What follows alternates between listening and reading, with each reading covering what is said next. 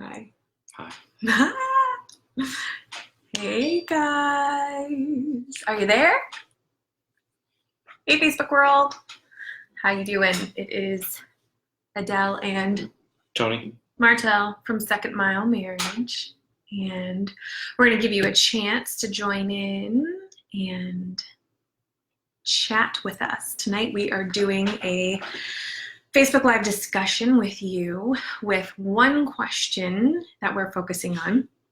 And that question is, are sex and intimacy interchangeable? So we're just going to wait a few minutes, let people join in. We hope you guys had an awesome day. We hope that you are coming with your comments and your questions, or if you just want to be quiet and not say anything at all, that's completely okay too. We have a couple thoughts that we're going to toss out there, and whatever we share with you doesn't mean it is spot on for you. It's just a suggestion. It's just a different perspective. And so we always just want to bring a different perspective for you. So when we talk about sex and intimacy, and if they're interchangeable today, we're exploring it together. We're not telling you definitively this is where it's at. So please feel free, this is a safe environment, non-judgmental, and obviously try to just not put too much of yourself vulnerably out there that you don't want shared, because this is Facebook Live and this is a public page. So we want to protect you and honor your privacy as well. So keeping that in mind. All right. So, hey, Karen, we see you. I don't know who else we see right now, but we're glad you're with us. We see three other people, but I'm not sure who you are. It's not telling us, but we're glad you're with us and you're watching. So the question is, Are sex and intimacy interchangeable? We had when we were kind of tossing around these ideas of what should we talk about. Let me just say that I'm not an expert in any of this. We're not experts. We don't have it all figured out. But we love talking about it. It's true. And we do. Is that weird? It's kind of weird. It's kind of weird. But one thing. But admit it. You kind of want to talk about it too. You kind of want to talk about it. So we were asking, some of our friends and hey Jen. Hey Heather. Welcome. We're talking about some of our friends asking for ideas on what to talk about, and thematically it all came back to sex. It seems like everybody wants to figure out how do we dialogue about it. So we're doing a conference on June 30th designed specifically on intimacy. Hey Amanda. And we wanted to figure out, we wanted to tie it in a little bit, because obviously everybody, when you think about intimacy, you're going to think about sex. It's the first thing a guy thinks about. Mm-hmm. I was intimate twice last week. Oh my God. I told him the first time he did it with a creeper voice. And I was like, dude, you've got to change that voice because that's terrifying. So he came up with that Western. It's not much better. But anyways, it's not much better. But anyways, okay. So again, just a reminder, feel free to write in your comments and questions or your thoughts on sex and intimacy and if the two are interchangeable. And let's just give you a brief, complex answer. Yes and no. So when I am working with couples in marriage counseling or premarital counseling, one of the things I will first ask them is, how is your intimacy? Just a basic straight up question. And I would say that probably 80% of the time, the response I get is, well, we have sex about once a week, or great, we have sex every day. That's amazing.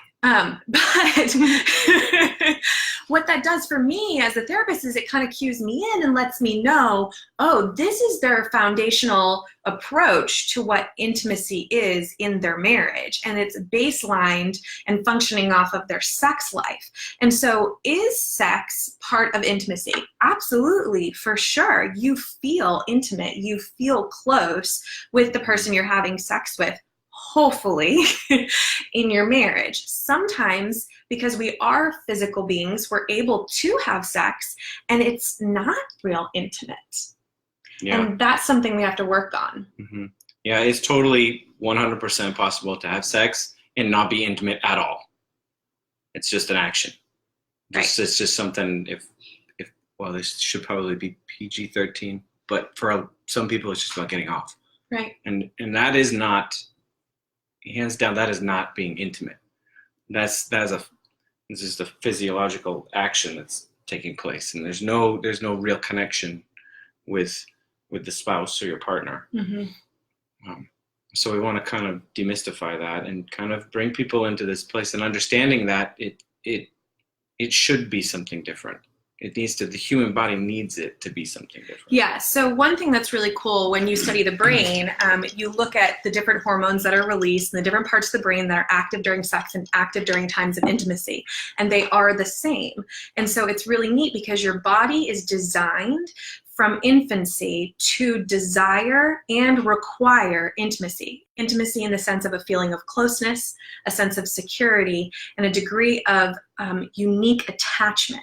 So these three things, physiologically, chemically, our body needs and craves. And when we experience them, this hormone called oxytocin is released. And that is what causes you, in all people, to have an orgasm, which is super cool. And the other thing that's really neat, and this is kind of weird, is that if you have a relationship with God and you study this stuff, you also see that when people feel a nearness to their creator and they're connecting regularly with their creator, there's high levels of oxytocin as well. So intimacy is a spectrum. Your faith is part of it, sex is part of it, but we were designed and created for it to be functioning together. So Tony, talk a little bit about guys and how it is for guys.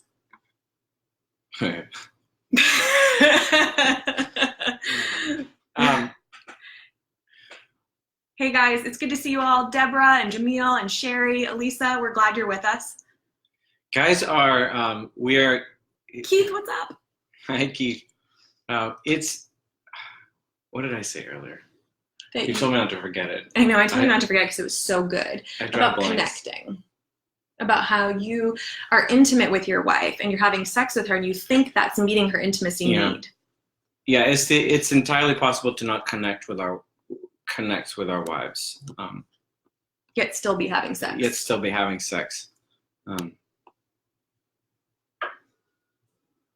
Yeah, it's almost like guys we are afraid to we're afraid to be open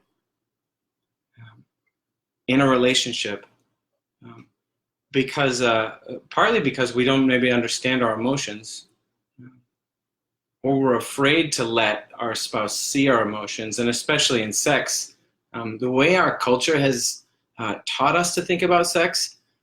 And I mean, especially if you think about the elephant in the room in our world today with pornography, and how it literally takes hostage the idea of sexuality and what it should look like, what it should sound like, and then it gets carried into our marriage, and there is no like deep rooted connection there. It's about a look, it's about a sound. And so once that's met or once that's accomplished, a husband, you were saying, can often feel like he's providing and sustaining the needs of intimacy, when in actuality his wife is still left longing something because her makeup for intimacy is wired a little differently and maybe has some of the same and different cultural influences. Yeah, and I also think it's important for us to realize that intimacy doesn't necessarily need to lead to sex. Especially for guys. Intimacy can, I mean, we're going to have a conference that is designed specifically on this. Your sexuality is a piece of it. Your gender identity, how you operate in your maleness or in your femaleness, is a core piece to this equation. And our culture, guys, I'll speak for the guys for a second. Our culture has taught us to be the stoic lone wolf. We don't need anybody. We don't need anything else. And there's nothing wrong with that, because that is a survival trait that has helped our species, I would say, very much so. But the issue is when it gets brought into our marriages, how we relate to our spouses and our partners, it can't be like that. Because we try to go about our days thinking like our women don't want to see us emotional. They need to see us strong and stoic and steadfast. Well, yes, we do need to be strong and steadfast and stoic. But if we're not pressing in, and this is a concept that we'll teach about it, but if we don't truly press in to the femaleness of our of our spouses, we're gonna continue to, we're gonna miss the boat. We're not gonna evolve. We need to evolve, is what I'm saying. Is that making sense? Yeah. A little bit. No, I get it. I mean, but you're talking about the I'm married spectrum. to you, You're talking so about the spectrum of intimacy, and the idea of sexuality being our sex being a piece of it. But there are all these other layers and factors that play into it, for sure, and right alongside it. Yeah. So we can have an intimate conversation. Yeah, and you can also have a killer sex life and not have a really fulfilling, intimate, emotional life, because if you have trauma or you are just more naturally like high libido, you can have a really fulfilling, active sex life with your spouse, but all those other areas of intimacy that are a need that you've learned over time to suppress or ignore, those aren't being fulfilled. And then so what does that mean for the foundation of your marriage overall? And so sometimes when I'm working with couples, one thing that we talk about is, how do you sustain in between periods of sexual intercourse and to feel intimate with each other? And so there's simple things that you can do, right? So like if you're, we can argue about sex, we can have sex, but we often don't talk about sex or talk about the foreplay leading up to it, that then allows us to feel uniquely connected and secure with our spouse. And so we kind of explore pieces like that. So not that I want you to write in right now what your foreplay is or how you feel. Yeah, don't write that in right now. But what you could write in or ask questions about is just sharing with us, like, when do you feel the closest with your spouse, right? So like if you're listening right now, maybe just comment in and let us know, like, I feel the closest when they send me a reminder throughout the day that they're thinking of me or that they desire me, or when my husband smacks my butt when I'm working in the kitchen. I'm just saying, sometimes it's nice. I like it. It works. So feel free to comment in if you know of a time that works in the sense of feeling closeness with your spouse that helps you draw towards each other with intimacy. And the reality is that when arguments are happening and when there's past hurts, this is really freaking difficult. It's difficult to feel that intensity and that desire for intimacy, and you want to press away from that. And that's something that we are so going to address in the June 30th conference, because we know that is a reality for many couples. And how do you work through that piece? And so we don't want to ignore that part, that many of you may be experiencing that in your marriage, that there's a disconnect or that there's a hurt, or there feels like there's just this huge crevasse of like, I can't get through to my spouse. And so I don't feel intimate, and I'm looking in other ways to meet that need. And what do I do with that? And so that's why we say that yes and no, the words are interchangeable, but it's complex, right? So yeah, any other last thoughts for them? We don't want to keep you guys too long. Hey, Charlie, how are you? We're glad you joined. Any last thoughts? This is not a topic that just it could keep going. Yeah, but I think we're good.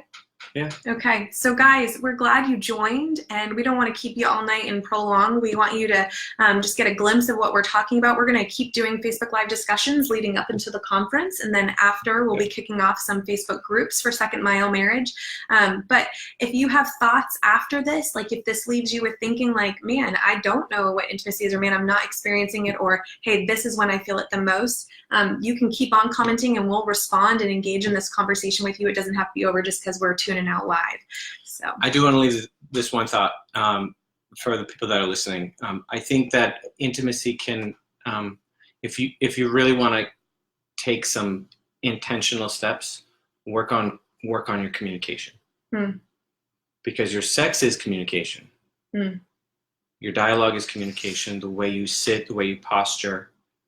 Begin to think and be very mindful of how you listen. Are you actively listening, or are you just waiting to say the next thing?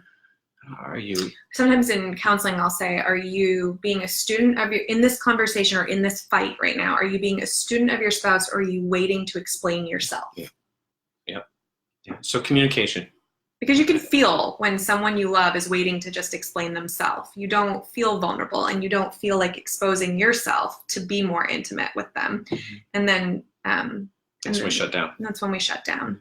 Or that's when sex gets weird and it becomes a tool to try and draw each other back in, and then doesn't always go so great because it now becomes this thing we only do after we fight. Makeup sex. Makeup That's sex. what they call it. But there's good makeup sex too. There's good, yeah. Yeah. I mean, we encourage you to have good makeup sex. Yeah, for sure. All right, guys. So you're awesome. Thanks for joining us. Thank you. Yeah, and we will see you hopefully June 30th, secondmilelife.org, and we'll talk to you soon. Look forward to the next Facebook Live discussion. All right. Bye, guys.